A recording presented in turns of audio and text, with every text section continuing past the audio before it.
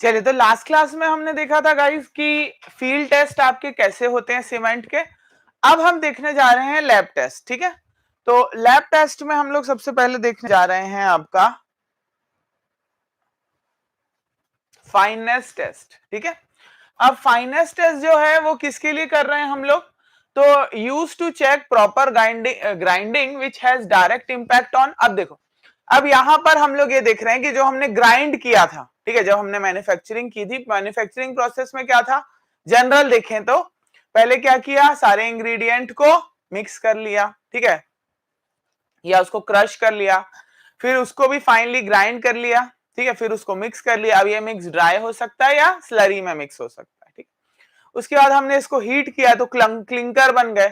फिर आखिरी में जो हम ग्राइंडिंग कर रहे हैं, ठीक है, उसी में पता चल रहा है कि हमारा सीमेंट कितना फाइन हो रहा है, ठीक है।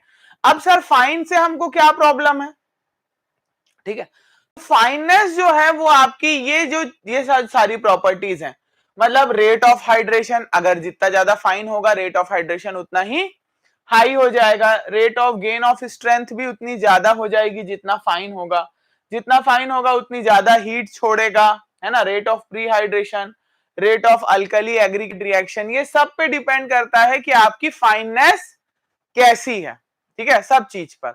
इवन वाटर कंटेंट भी, अगर आपका सीमेंट ज्यादा फाइन है और आप ब्लीडिंग से बचाना चाहते हो कंक्रीट को, ठीक है, कंक्रीट को ब्लीडिंग से बचाना चाहते हो तो भी सीमेंट ज्यादा फाइन डाला जाता है।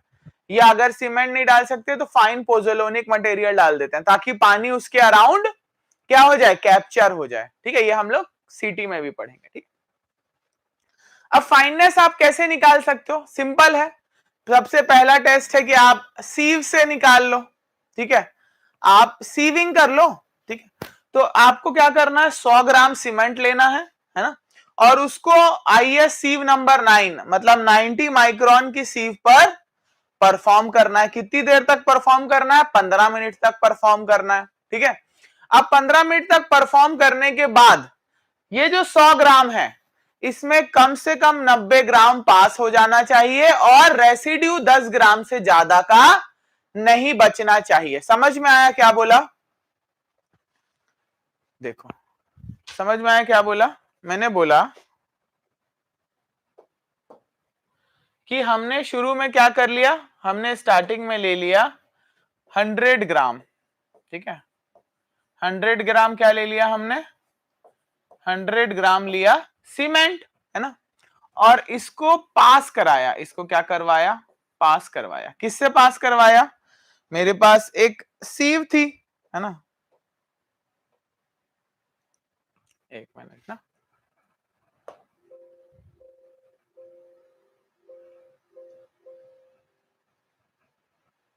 ठीक है, पास कराया किससे, मैंने पास करवाया इसको सीव से,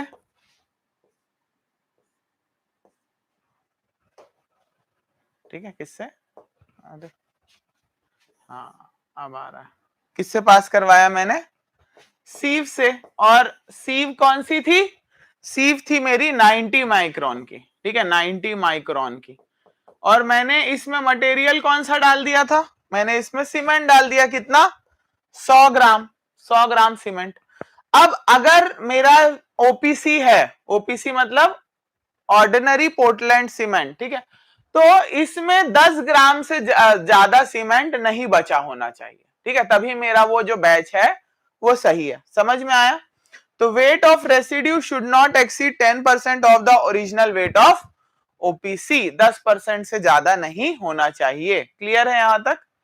चलिए, अब और भी कोई टेस्ट होता है क्या सर, हाँ और भी दूसरा भी टेस्ट होता है, वो भी देख लेते हैं हम लोग, ठीक है। तो ये तो क्लियर हो गया, 100 ग्राम सीमेंट को सीव से पास किया और तो 10 ग्राम से ज्यादा रेसिड्यू नहीं रहना चाहिए, ठीक है।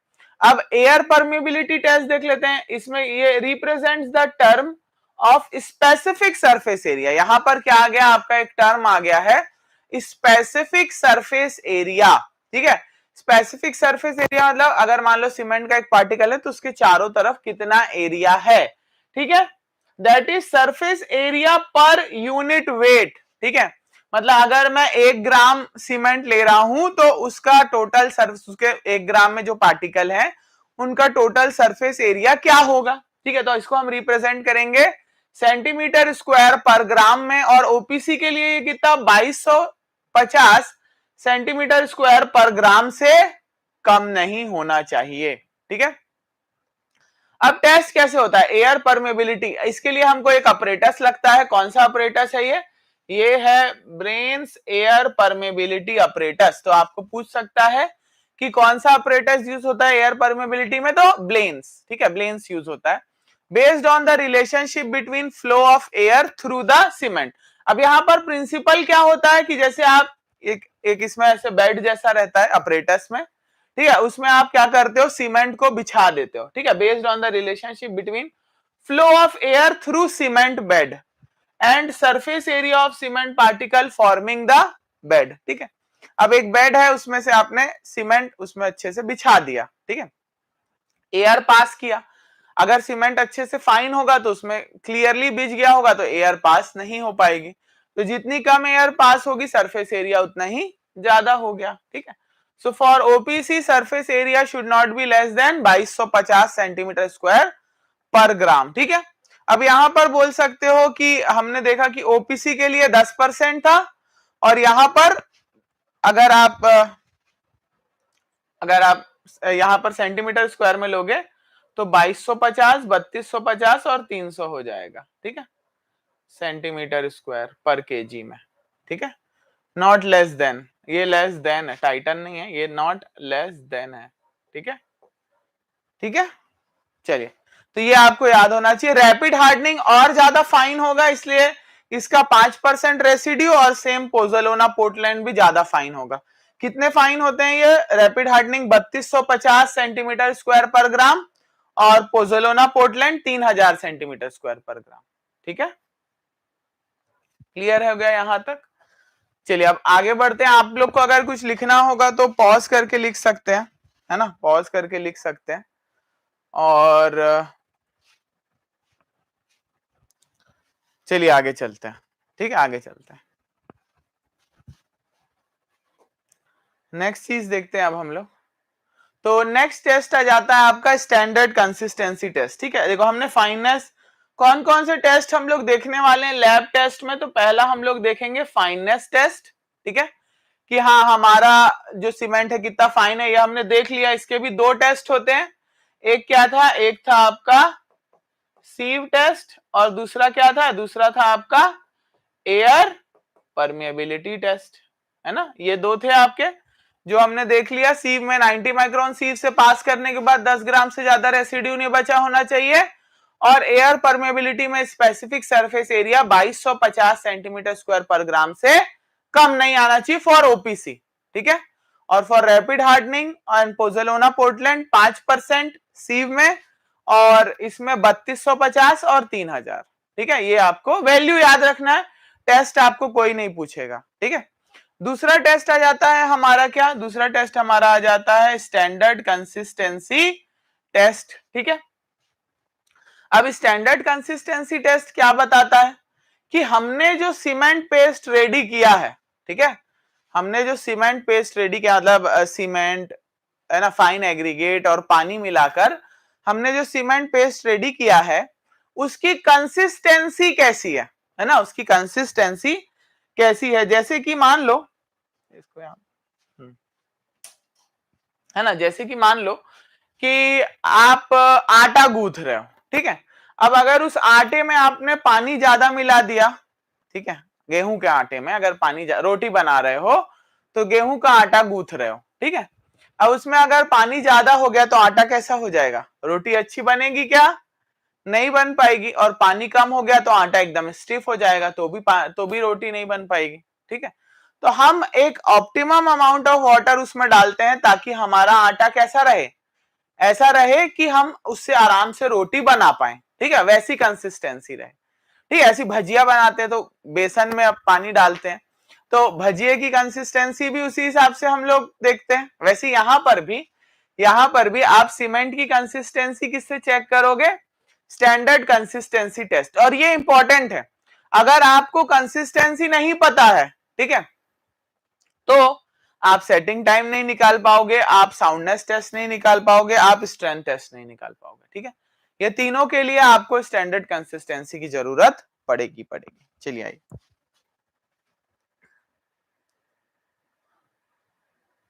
तो अब आगे देखते हैं। तो it is required to find initial and final setting time, strength and soundness of cement. ठीक है, ये देखो, ये आपके किसके किसके काम आता है, अभी मैंने बताया था, initial setting time, final setting time और strength and soundness of cement. ठीक है, ये चारों चीज के ये काम आ जाता है। ठीक है, standard consistency permits penetration of, अब देखो क्या होता है इसमें, ये आपका एक विकेट अपरेटस है। ठीक है, ये इसको बोलते हैं विकेट अपरेटस। ठीक है, ये जो इस तरीके से आप देख रहे हो यहां पर, इसको बोलते हैं विकेट अपरेटस। ठीक है, अब विकेट अपरेटस में जो ये प्लंजर है, ठीक है, यहाँ पे जो प्लंजर ऊपर लगा रहता है, ठीक है, इसका वेट भी रहता है यहाँ पर, और निडिल लगी होती है एक। ठीक है, तो यहाँ पर हमारी निडिल का साइज क्या रहता है, 10 mm डाया का रहता है। ठीक है, 10 mm डाया, और हाइट कितनी रहती है, 50 mm। ठीक है, 50 mm। अब यहाँ पर आप क्या देखते हो कि ये जो मोल्ड है, ठीक है, ये मोल्ड है, इसकी हाइट कितनी है, इसकी हाइट है 40 mm। ठीक है, इसकी हाइट है 40 mm और इसका डाया है आपका 80 mm। ठीक है, अब इस मोल्ड में आप क्या करते हो, इस मोल्ड में आप, इसकी हाइट कभी कभी यहाँ पर 50 mm भी रहती, प्लंजर की हाइट है 50 mm, ये जो प्लंजर है ना यहाँ पर, इसकी हाइट है 50 mm, मोल्ड की 40। ठीक है, मोल्ड की क्या रहेगी, 40 रहेगी। ठीक है, अब अगर आगे देखें हम लोग, तो यहां पर आप क्या करोगे, अलग अलग वाटर कंटेंट, पहले आपने कितना मिलाया, तो टेक 300 ग्राम सीमेंट ले लोगे और उसमें 30% पानी मिला लोगे। ठीक है, उसमें 30% क्या कर लोगे, पानी मिला लोगे पहले ट्रायल के लिए। ठीक है, और फिर उस मटेरियल को आप क्या करोगे, इस मोल्ड में भर दोगे। ठीक है, सबसे पहले क्या किया, ऊपर का भूल जाओ। ठीक है, अब सबसे पहले याद रखना, सबसे पहले क्या किया, 300 ग्राम मैंने क्या किया, सीमेंट लिया, कितना लिया, 300 ग्राम सीमेंट लिया। ठीक है, उसमें 30% पानी मिलाया, हमने देखा था पानी कितना, 23 और 15 38 के आसपास मिलाते हैं ना, जब मैं आपको शुरू में बता रहा था बोगस कंपाउंड फॉर्म हो रहे थे, तो 23% हम लोग रिएक्शन के लिए मिलाते हैं और बाकी का 15% वाइड्स में चला जाता है। ठीक है, तो ऐसे तो हमने 30 से स्टार्ट किया है। ठीक है, फिर हम लोग और चेंज करेंगे ना, अभी 30% से हमने स्टार्ट किया। ठीक है, अब उससे पेस्ट बन के रेडी हो गया, पेस्ट को आपने क्या, मोल्ड में फिल कर दिया। ठीक है, मोल्ड के अंदर फिल्ड कर दिया, उसके बाद यहां पर ना एक बटन रहता है। ठीक है, उसको आपने प्रेस किया तो प्लंजर नीचे आ गया निडल के साथ। निडल कितने की थी, 10 mm डाया की निडल थी, है ना। अब उस आप कंसिस्टेंसी कब मानोगे, जब आपकी जो निडल है वो 33 से 35 mm टॉप से, या बॉटम से कितना हो जाएगा, 5 से 7, क्योंकि टोटल ये कितना है, 40 mm का इसका डेप्थ है मोल्ड का। तो आपने जैसे ही वजन छोड़ा, ये जो आपका वजन है 300 ग्राम का, ये आपने जैसे ही छोड़ा तो निडिल उसके अंदर जाके घुस जाएगी सीमेंट पेस्ट के अंदर। लेकिन कितने डेप्थ तक घुसना चाहिए, 33 टू 35 mm, तब मेरी कंसिस्टेंसी सही है। जैसे मान लो मैंने पहले 30% पानी मिलाया था, तो क्या हुआ कि मेरी जो निडिल है ना वो मान लो ऊपर 20 mm पर ही रुक गई, क्योंकि पेस्ट कैसा, बहुत रिच बन गया था पेस्ट। तो अब मैंने पानी थोड़ा और बढ़ा दिया, 33 कर लिया, 34 कर लिया, 35 कर लिया। ठीक है, तो मैं उस हिसाब से देखूं, अगर मान लो मेरी निडिल पूरी अंदर घुस गई, मैंने मान लो 40% पानी मिला दिया था और मेरी निडिल पूरी 40 mm अंदर घुस गई, तो अब मैं वाटर कंटेंट क्या करूंगा, कम करता जाऊंगा, ताकि मेरा पेस्ट जो है थोड़ा रिच बने। रिच पेस्ट मतलब जिसमें सीमेंट ज्यादा है। ठीक है, और लीन मिक्स मतलब जिसमें सीमेंट कम है। ठीक है, इसको आप समझ। तो यहां पर हमने टेस्ट देख लिया क्या होता है। पहली तो स्टैंडर्ड कंसिस्टेंसी टेस्ट हमको फाइंड करके देता है इनिशियल और फाइनल सेटिंग टाइम में भी हेल्प करता है ना, स्ट्रेंथ साउंडनेस, क्योंकि देखो वहां पर जब आप सैंपल बनाने जाओगे तब आप उतना ही पानी, मतलब उसी प्रपोर्शन में पानी लोगे जो आपका स्टैंडर्ड कंसिस्टेंसी में आया हुआ होगा। ठीक है, वहां पर हम लोग और देख लेंगे कि आप कितना पानी लेते हो, मतलब इसका यूज रहेगा आपको वहां पर वाटर मिक्स करके पेस्ट बनाने के लिए। ठीक है, नेक्स्ट बात करें अगर, तो इसमें हमने ये भी देखा था कि निडल 10 mm डाया की रहेगी, है ना, ठीक है, और हाइट जो रहेगी वो 50 mm, और मोल्ड की हाइट जो रहेगी वो 40 mm की डेप्थ रहेगी, ठीक। अब आपने आपने जैसे ही प्लंजर छोड़ा तो आपका जो निडल है वो 33 से 35 mm अंदर घुस जाना चाहिए ऊपर से, नीचे से देखेंगे तो 5 से 7 mm, ठीक। We find the water content at which the cement consistency is produce. हम वही वाटर कंटेंट लेंगे जिसमें निडल 33 से 35 mm अंदर घुसा हुआ होगा, ठीक है। Lower the plunger gently up to the surface of mould and release quickly, ठीक है, मतलब यहां तक निडल लेके आएंगे और फिर जैसे रिलीज करेंगे तो पूरा वेट उस निडल पे आ जाएगा, और निडल का वेट पूरा कहां पर आ जाएगा, सीमेंट पेस्ट के ऊपर आ जाएगा, ठीक है। अब यहां पर जो आपकी स्टैंडर्ड कंसिस्टेंसी का जो वाटर परसेंटेज निकल के आया उसको पी बोलते हैं, ठीक है। The moisture content at which this cement paste of standard consistency is produced is termed as P, तो हम उसको क्या बोलेंगे, पी बोलेंगे, ठीक है। जो भी मॉइस्चर कंटेंट आएगा इस सीमेंट पेस्ट का, ठीक, उसको हम बोलेंगे पी। अब इसमें जनरली गेजिंग टाइम जो है वो 3 से 5 मिनट का होना चाहिए, देख सकते हो आप, गेजिंग टाइम जो है वो 3 से 5 मिनट का होना चाहिए, ठीक है। गेजिंग टाइम मतलब क्या, गेजिंग टाइम मतलब जब आपने सीमेंट में पानी मिलाया, उसका पेस्ट बनाया, मोल्ड में डाला, मोल्ड में निडल को नीचे किया, निडल जब तक नीचे आई तब तक 3 से 5 मिनट से ज्यादा से समय नहीं होना चाहिए, नहीं तो सीमेंट क्या हो जाएगा, हार्ड होना स्टार्ट हो जाएगा ना, तो आपकी कंसिस्टेंसी में रिजल्ट में दिक्कत आएगी, मतलब गलत रिजल्ट आ जाएगा, ठीक है।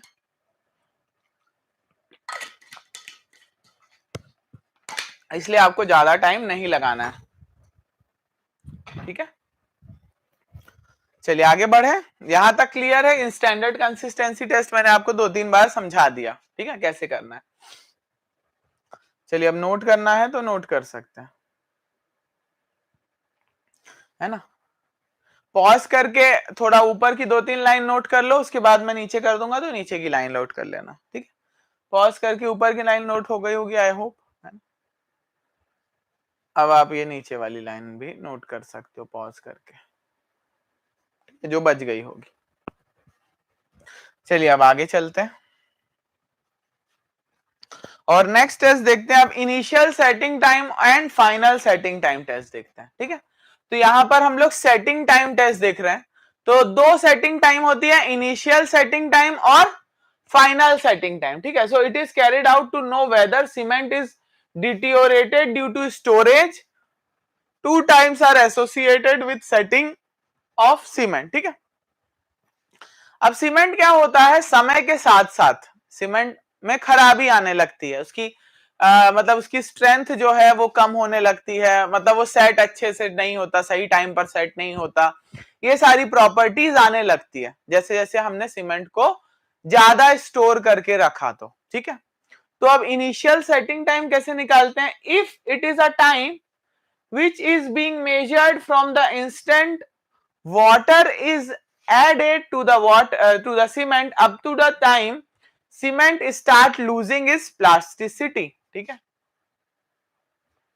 तो यहां पर क्या हो रहा है, यहां पर क्या हो रहा है, time cement start losing its plasticity, ठीक है। तो यहां पर क्या हो रहा है, अगर आप देखें तो ये कौन सा समय है, ये वो समय है, ये वो समय है जैसे ही आपने पानी मिलाया सीमेंट में, है ना, और इतने समय के बाद, मतलब इनिशियल सेटिंग टाइम के बाद वो सीमेंट क्या करेगा, अपनी प्लास्टिसिटी लूज करने लगेगा, ठीक है। अब प्लास्टिसिटी और इलास्टिसिटी में क्या डिफरेंस होता है, ठीक है। अब जैसे इलास्टिक है, इलास्टिक मतलब जैसे मैंने ये मान लो यहां पर शर्ट खींच के रखी है, ठीक है, मैंने मान लो ऐसे करके शर्ट अपनी खींच के रखी है, तो किसी ने मान लो ऐसे कॉलर पकड़ी हुई है, ठीक है, तो मतलब फोर्स लगा हुआ है, फोर्स लगा हुआ है तो शर्ट खींच रही है, ठीक है। अब जैसे ही फोर्स मैंने रिलीज किया, शर्ट अपनी पोजीशन पे आ गई, है ना। जब फोर्स लगा तो शर्ट अपनी पोजीशन से अलग थी, है ना, अलग ही शेप में थी। अब जैसे ही मैंने छोड़ा वो वापस अपने शेप पर आ गई, यस और नो, ठीक है। तो इसको बोलते हैं इलास्टिक। प्लास्टिक मतलब कि जैसे मान लो कि मैंने शर्ट को, मतलब मान लो कि मेरे पास क्ले है, ठीक है, या मेरे पास सीमेंट ही है मान लो, ठीक है। अब मैंने मान लो सीमेंट का ऐसे कोन बना दिया, सीमेंट का ऐसे रेक्टेंगल बना था, मैंने उसको हटा के ऐसे कोन बना दिया, ठीक है। उसके बाद में जैसे ही हाथ हटाऊंगा क्या उसका रेक्टेंगल फिर से बन जाएगा क्या? नहीं, वो तो कोन ही बना रहेगा, तो वो बोलते हैं प्लास्टिक, ठीक है। अब प्लास्टिक के बाद मान लो उसकी प्लास्टिसिटी भी लूज हो रही है, मतलब अब मैं उसको कोन से कोई और शेप में भी चेंज नहीं कर पाऊंगा, क्योंकि अब वो थोड़ी देर बाद प्लास्टिक भी नहीं रहेगा। तो जैसे ही उसकी प्लास्टिसिटी लूज होना स्टार्ट होगी उस टाइम को हम बोलेंगे इनिशियल सेटिंग टाइम। क्लियर है? क्लियर है? इनिशियल सेटिंग टाइम कब आएगा? जब वो अपनी प्लास्टिसिटी भी लूज करना स्टार्ट कर दे। और प्लास्टिसिटी क्या होता है कि आप प्लास्टिसिटी होता है it is easy to mould anything to any shape, ठीक है। जैसे आप सीमेंट को, अगर सीमेंट फ्रेश कंक्रीट है मान लो, तो आप उसको किसी भी शेप में क्या कर सकते हो, बना सकते हो, है ना। फिर धीरे धीरे वो हार्ड होने लगेगा तो फिर आप उसका शेप चेंज नहीं कर पाओगे, ठीक है। तो अब देखो इसमें करना क्या पड़ता है, हमको 500 ग्राम सीमेंट लेना होता है। अब देखो यहां पर ना आप कई बुक्स पढ़ोगे या कई नोट्स देखोगे तो ये वेट आपको अलग अलग दिखेगा, तो उसमें टेंशन लेने की बात नहीं है। आप मोल्ड में आपको भरना है सीमेंट। अब आप, कई लोग 3 किलो भी ले लेते हैं, कई लोग 1 किलो ले लेते हैं, हमने 500 ग्राम ले लिया, ठीक है। तो वो वेरी कर सकता है, मटेरियल तो उतना यूज होगा जो मोल्ड में भरा जाएगा, ठीक है। So take 500 gram of cement and gauge it with 0.85 P. अब इसका मतलब क्या है? 0.85 पी का मतलब क्या है? पी क्या था? पी क्या था? पी क्या था? जल्दी सोच के बताओ, अभी बताया था पीछे, पी क्या था? ये जो पी था ये क्या था?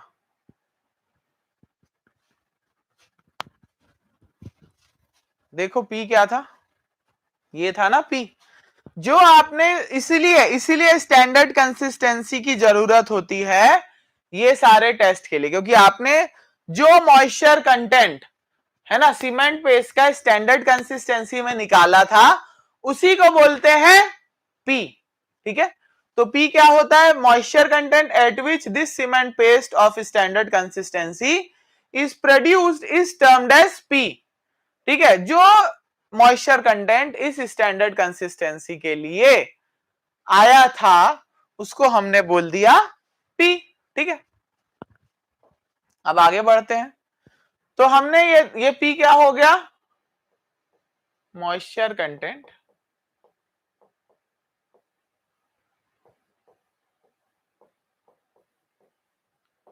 एट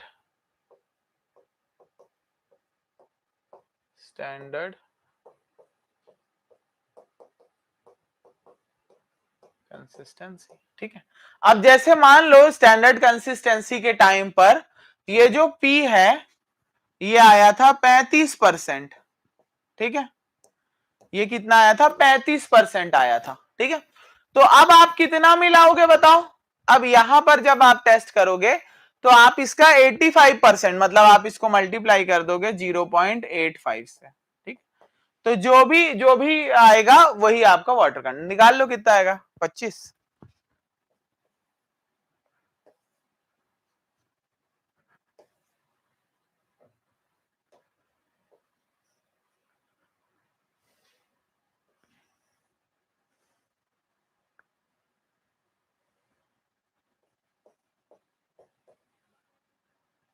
8 5 जा 40,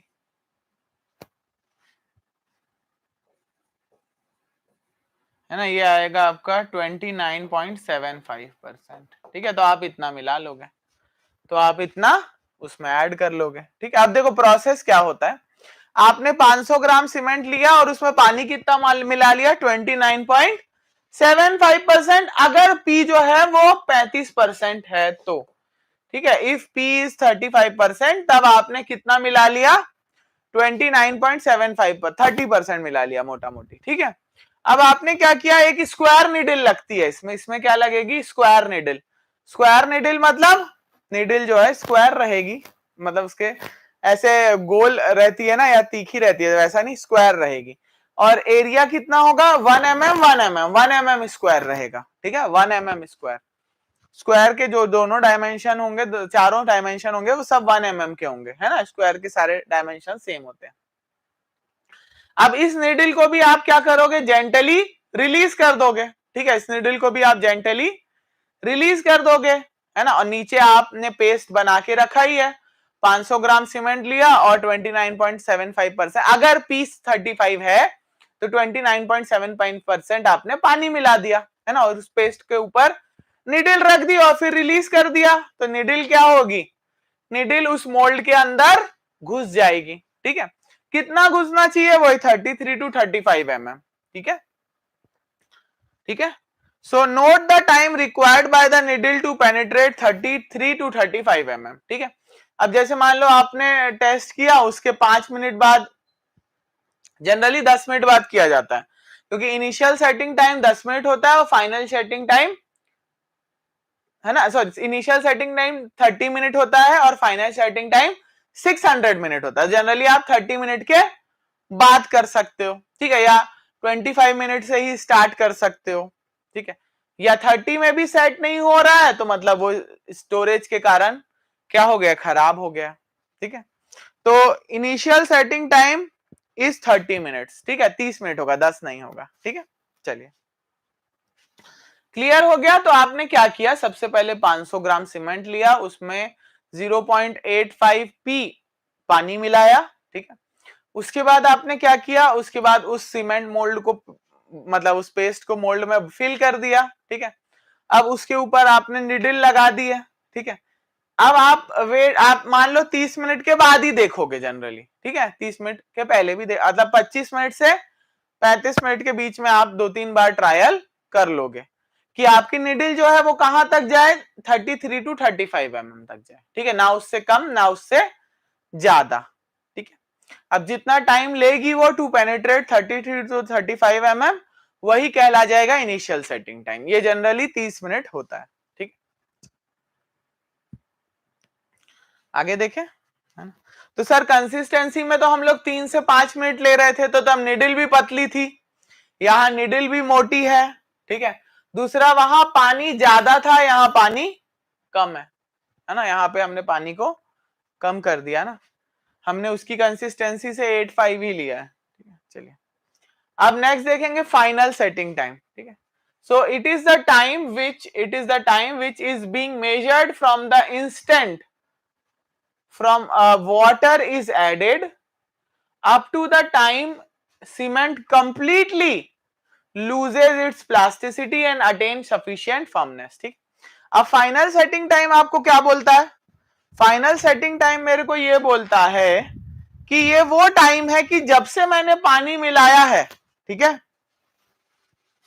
ये क्या बोलता है कि जब से मैंने पानी मिलाया है उसके बाद से जब तक सीमेंट ने अपनी प्लास्टिसिटी लूज कर दी, पूरी लूज कर दी, ठीक है, वहां पर क्या था कि अब प्लास्टिसिटी लूज होना स्टार्ट हुई है, यहां पर हम क्या बोल रहे हैं कि प्लास्टिसिटी अब पूरी की पूरी लूज हो चुकी है, ठीक है। अब यहां पर आप क्या करोगे, यहां पर आप 500 ग्राम सीमेंट ले लोगे, है ना, और 0.825, ठीक है,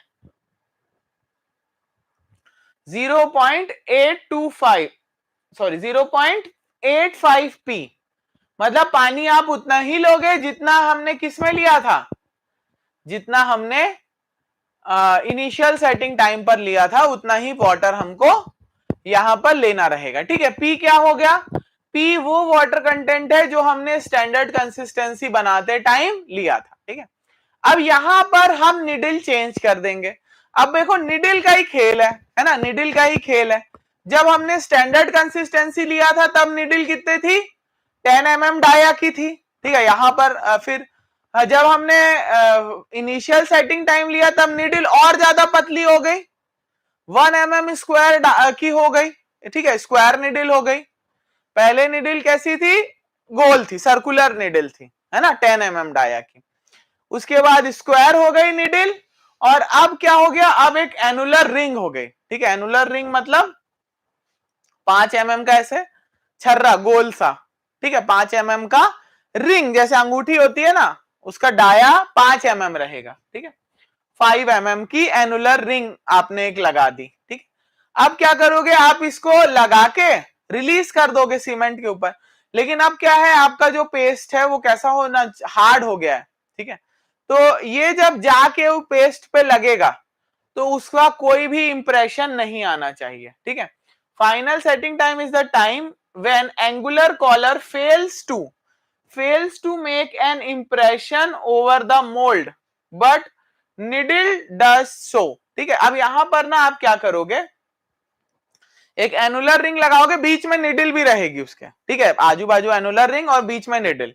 तो जब जैसे ही वो सीमेंट पेस्ट के ऊपर आएगा तो एनुलर रिंग का मार्क नहीं होना चाहिए लेकिन निडल का मार्क होना चाहिए, ठीक है, दोनों अलग अलग है। क्लियर है, समझ में आया। अब देखो शुरू से एक बार हम लोग बात कर लेते हैं। फाइनल सेटिंग टाइम क्या होता है, ये वो टाइम है जैसे ही आपने पानी मिलाया है ना, उसके बाद आपका सीमेंट पूरी की पूरी प्लास्टिसिटी क्या कर देगा, लूज कर देगा, तब तक के टाइम को हम लोग बोलेंगे फाइनल सेटिंग टाइम। अब इसको कैसे करेंगे, तो वैसे ही हम लोग 500 ग्राम सीमेंट लेंगे और उसमें 0.85% मतलब पी, जो हमारी स्टैंडर्ड कंसिस्टेंसी में जो मॉइस्चर परसेंट आया था उसका 0.85% पानी मिलाएंगे, ठीक है। उसके बाद उसको मोल्ड में रख देंगे थोड़ी देर, ठीक है, कितनी देर, जनरली ये आता है 10 आवर्स, 10 आवर्स मतलब 600 मिनट, ठीक है, 10 आवर मतलब 600 मिनट। तो जनरली आप इसको तुरंत नहीं 600 मिनट बाद टेस्ट करते हो, ठीक है, 10 घंटे बाद टेस्ट करते हो। तो अब 600 मिनट बाद आप जाके देखोगे तो इस बार आपने विकेट, तीनों में ही विकेट अपरेटस यूज होता है, याद रखना है ना, standard consistency, final setting time, initial setting time, तीनों में ही हम लोग किसका यूज करते हैं, विकेट अपरेटस, बस निडल बदल जाती है, ठीक है। कंसिस्टेंसी में निडल का डाया रहता है 10 mm, standard sorry initial setting time में हो जाता है 10 ये आपका 1 mm स्क्वायर निडल, और फाइनल सेटिंग टाइम में एक एनुलर कॉलर और बीच में निडल। तो एनुलर कॉलर उसमें कोई भी इंप्रेशन ना बनाए और निडल जो है वो इंप्रेशन बनाए, तब उस टाइम को हम बोलते हैं फाइनल सेटिंग टाइम, जो कि कितना होना चाहिए, 10 आवर से ज्यादा नहीं होना चाहिए, ठीक है।